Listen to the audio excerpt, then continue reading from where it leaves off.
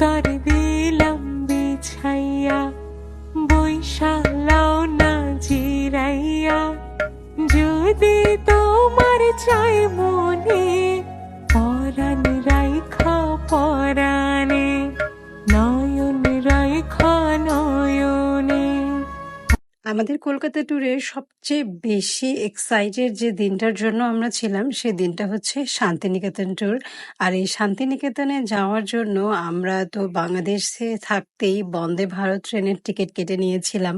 আর শাহিন তো আমাকে আগে থেকেই খুব করে বলছিল, এই যে তোমার জন্য কিন্তু শান্তিনিকেতনে যাওয়ার টিকিট কেটে ফেলেছি। তো আমি তখন তাকে বলেছিলাম যে শান্তিনিকেতনে যাওয়ার টিকিট তো কাটলা, তুমি কি জানো সেখানে মেলাটা কবে হয়?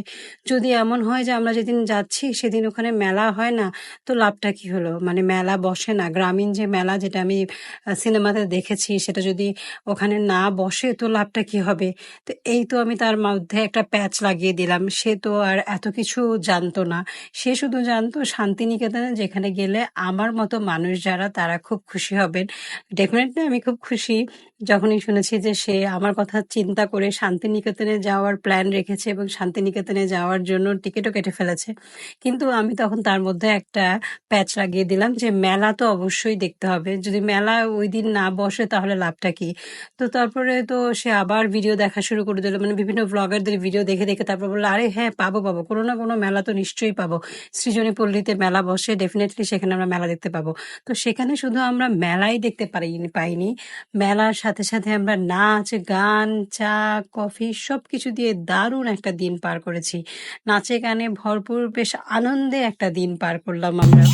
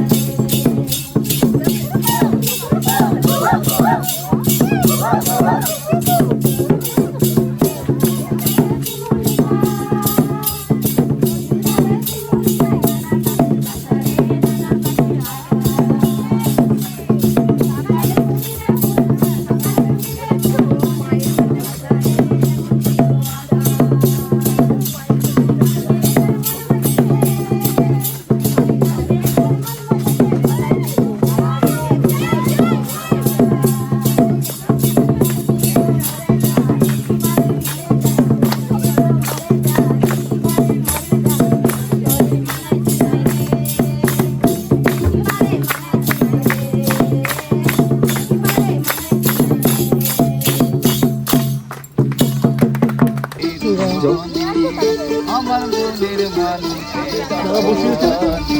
মিলন হবে কত দিনে, ও মিলন হবে কত দিনে, আমার মনের মানুষের জনি, আমার মনের মানুষের জনি।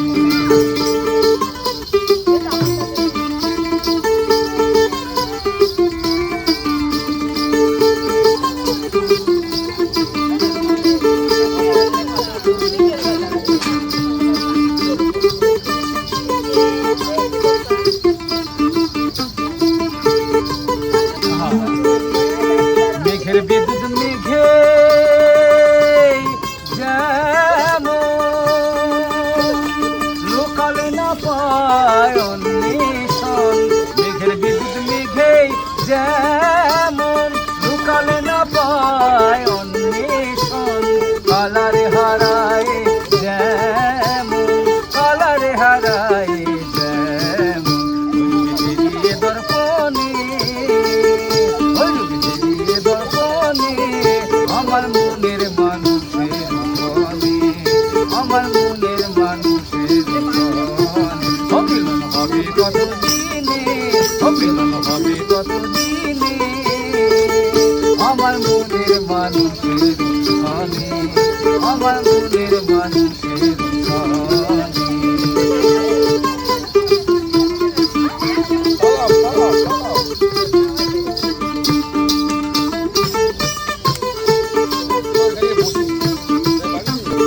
যখন রূপ স্মরণে হয় থাকে না লোক লজ্জার ভয়, যখন রূপ স্মরণে হয় থাকে না লোক লজ্জার ভয়, লালন ফকির ভেবে বলে সদাই, ফকির লালন ভেবে বলে সদাই, প্রেম যে করে সে জানে, ও প্রেম যে করে সে জানে, আমার মনের মানুষের জনি, আমার মনের মানুষের জনি। ও মিলন হবে কত দিনে, ও মিলন হবে কত দিনে, আমার মনের মানুষের জনি, আমার মনের মানুষের জনি, আমার মনের মানুষের জনি, আমার মনের মানুষের জনি।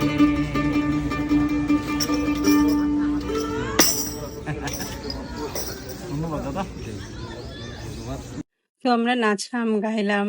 আমরা না, অবশ্য শাহিন নাচলো, গাইলো, বাদ্য বাজালো। তারপর আমরা ঘুরে ঘুরে এই যে গ্রামীণ মেলার যে পণ্য সামগ্রী নিয়ে ওরা বসে, বিভিন্ন রকমের পণ্য নিয়ে বসে, নিজেদের বানানো পণ্য, এগুলো দেখছিলাম। দেখতে খুব ভালো লাগছিল। আর এত সুন্দর সুন্দর জিনিসপত্র ছিল। সামান্য একটু দুপুর গড়িয়ে যাওয়াতে গরমও ছিল। আর আইসক্রিম তো যেখানে দেখি সেখানে খেতেই ইচ্ছে করে আমার। আইসক্রিমও নিয়ে নিয়েছিলাম।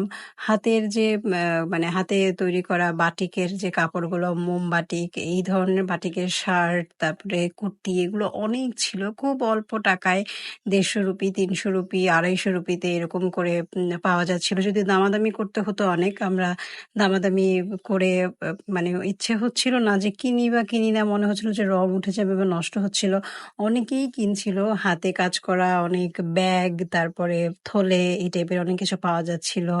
বেতের জিনিসপত্র পাওয়া যাচ্ছিল, হাতের চুড়ি, কানের বালা, তারপরে শতরঞ্জি, এই টাইপের অনেক কিছু, মানে গ্রামীণ মেলায় যা যা উঠে আর কি, ঘর সাজানোর জিনিসপত্র থেকে শুরু করে শাড়ি, সালোয়ার কামিজ থেকে শুরু করে সবকিছু এখানে আছে। আর দেখতে খুব সুন্দর লাগছিল। এইরকম হয় যে মেলাগুলোতে ঘুরে ঘুরে দেখতেও কিন্তু খুব ভালো লাগে। তো এরকম দেখতে দেখতে আমরা অনেক কিছু দামাদামিও করলাম। আর এই দোকানটা থেকে একটা শাড়িও কিনে ফেললাম আমি। মাইসুরি সিল্ক নামে এক ধরনের সিল্ক আছে যেগুলো বাংলাদেশে অনেক দামে বিক্রি হয়। তো হঠাৎ করে একটা সিল্ক দেখতে দেখতে একটা দাম বলে ফেললাম।